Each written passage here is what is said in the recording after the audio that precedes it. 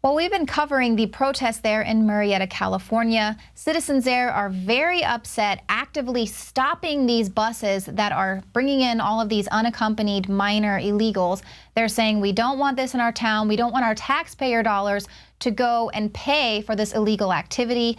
And of course, they've been in a face-off with La Raza the last few days, as well as pro-immigration activists that have really escalated the situation there.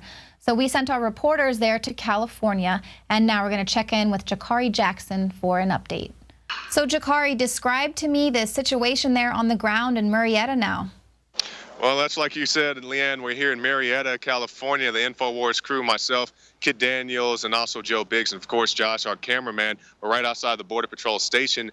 And this is the site where you've seen a lot of those videos, people blocking the streets, all these buses coming in, busing in the illegal aliens who are pretty much being transported by ICE, being transported by the Border Patrol. Many of these people are pretty much disgusted with their agencies right now. They say they don't want to be state-funded coyotes. They don't want to be the ones responsible bringing these people in here, especially the people who actually live in these communities, because I haven't had a chance to talk to the Border Patrol, the ICE agents personally, but some of the other people that have been here for a while, they say they have had a chance to talk to them, as well as the police department, and they say, you know, off the record, the police, the Border Patrol, the ICE agents, whoever, say mostly that they're not for, bringing all these kids in here. And it's not a racial issue. It's just a fact that they can't support all these people. Because you think about these people, they may have 2 or 3 kids and the wife at home, and now they're being asked to support financially 2 or 3 more kids. They can't do that. And it's just simple math. It's simple economics. And it's the same thing that we've seen in San Bernardino counties and also other places as well. Right, well, exactly. It's a calculated crisis, and no one calculated the cost of how much it's going to cost us, how we're actually going to go ahead and pay for this. And taxpayers are speaking out and saying, not my town, not my taxpayer dollars. And that's the whole thing. Could they just say, think of the kids, and people are like, well, I'm thinking about my kid. How am I going to feed my kid? How am I going to give my kid an education when we have these failing school systems with No Child Left Behind? It's bad enough they're teaching them that, but then if they have to split the time to teach half these classes in Spanish, then it leaves these other kids at a loss. So everybody's thinking about their children. They all want the best thing for the children, but taking on somebody else's financial responsibility isn't necessarily something that the people here in Marietta want to take on. Well, we've reported today that an ICE agent actually kind of admitted that they have been given a stand-down order. They've been told to go ahead and take a little time off, a little paid time off. Are you seeing a lot of border agents there? Well, right now, we haven't seen too many people outside the facility. Of course, this is the Border Patrol station. There are a few guys outside. But as far as ICE, we have seen no ICE agents. There are a few cop cars rolling around, a few sheriff's cars rolling around. But other than that, we haven't seen any ICE or any other feds besides just the Border Patrol here. So I wouldn't be surprised if those guys are taking some time off. I'm sure they didn't fight it too hard. Who wouldn't want a Obama-sponsored vacation? You get to sit at the house while your country is falling apart. But as I said already, these guys, a lot of them are good guys. They don't want this to happen to their country. They're just, doing what they have to do to get a paycheck. Right, and I'm sure a lot of those cop cars that are actually rolling around aren't there to catch any people illegally entering the country. They're there to They're pretty much crowd control. That's pretty much crowd control, but as you can see right now, we're in the free speech zone. There isn't much of a crowd out here to be controlled, so it's a pretty lax presence. That looks a lot like our border.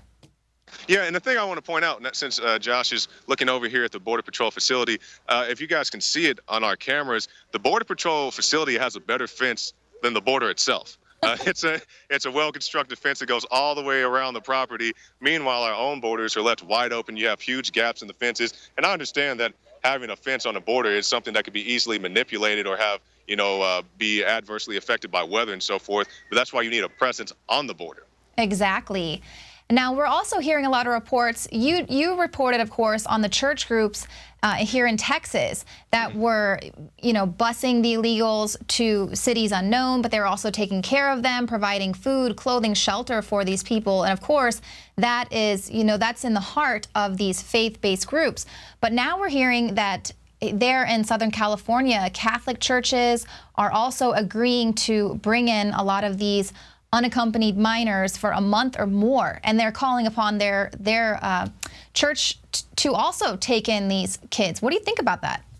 Well, I understand that you have these faith-based groups that are doing what they think is best, but I think their goals or their vision is very short-sighted. They say, well, we'll bring these kids in, but how's that going to affect the people that are already here? And at least to the credit of the church we spoke to in McAllen, Texas, the Sacred Heart, they said that none of their children or none of the children they were housing were there by themselves. They said they only were taking children with the mothers. But, of course, we've also seen the reports about how you can rent a kid, or how the saying goes, how you can click up with a child and be brought into the country because they're less likely to send you back if you are coming here with a child. Right, and of course, according to the DREAM Act, those children can be up to 31 years of age. Yes, which is completely ridiculous that you can consider a grown man or woman a child just because they're under the DREAM Act. Right, asylum for everyone. Now, we saw video of La Raza actually at the protests yesterday. A few days ago. Mm-hmm. Are they there today, or do you have any word? We haven't seen, we personally have not seen any La Raza here today. Like you said, they had been here previous days, but none here today. But we got a tip. We have to confirm this, but we did get a tip that they're going to be speaking at the Moretta City Hall tonight around 6 o'clock. So we'll be there with our cameras to catch them if they are there, and definitely try to find out what their view of the situation is. One of the protesters here was telling us that La Raza is going to have some type of a money bomb. So once again, that's something we have to get confirmed, but we'll be at the courthouse the city council meeting to find out exactly what's going on. Well, I guess that's one way to go ahead and take care of this crisis, is to just have a money bomb, because they know that there really is no plan for how exactly we're going to be able to pay for all of this. Jakari Jackson, thank you guys so much, and we will report with you tomorrow. All right, thank you. Well, as you could see from the footage there, it's pretty much a ghost town there at the protests right now, and that's because everyone is at work, and everyone is at work so they can pay for all of these illegal immigrants that are being shipped into our country. That is the awful irony, and that's why those citizens there are so upset. And of course, we will check back in with the crew there in California for an update of what's going to happen there at that council meeting this evening. So thank you all for tuning in to the show tonight, and we will be here again tomorrow at 7 p.m. Central.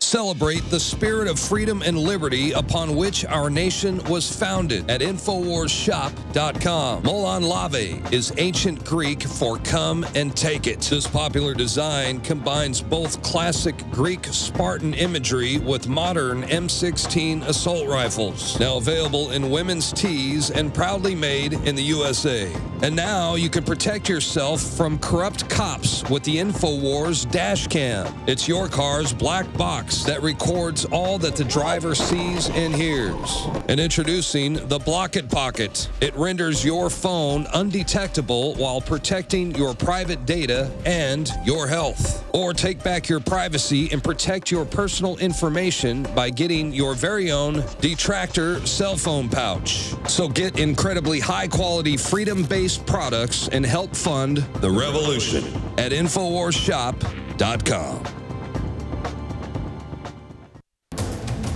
You are watching the InfoWars Nightly News, which airs 7 p.m. Central at InfoWarsNews.com. Members can share their passcodes with up to 11 other people, and your support is helping us defend liberty worldwide.